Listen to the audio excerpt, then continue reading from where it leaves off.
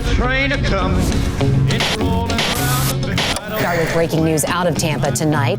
This land used to be the North Greenwood Cemetery. That went missing decades ago.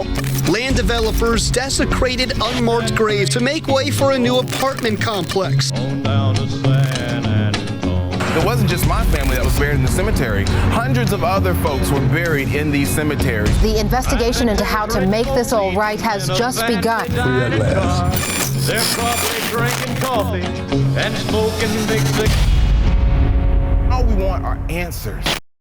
When I was a journalist, I asked Rodney Kite Powell at the Tampa Bay History Center, why in Tampa Bay are we finding so many erased cemeteries as compared to other sections of the United States? And he said one possibility is because we're the only ones looking. We know of similar cemeteries being found throughout the United States.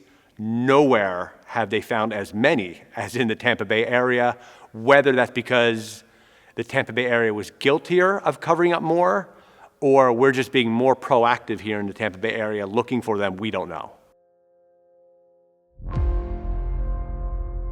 In 2018, Ray Reed, a retired head of Hillsborough County's indigent healthcare system, reached out to me with an intriguing claim.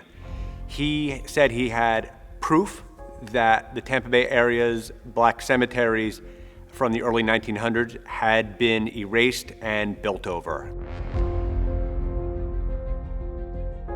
I don't think certain topics got the exposure nationally, though, that they deserved.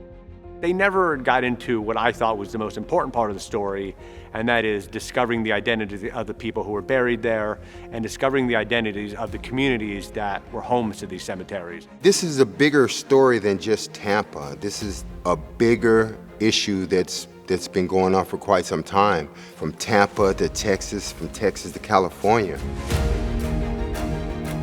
The modern land that is home to those historic cemeteries is owned by people who had no idea they were purchasing a cemetery at the time.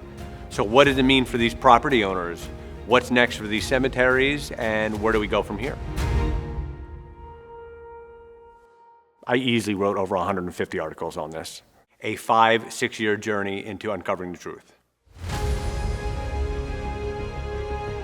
We're stating facts that Paul's journalism and the rest of the reporters did.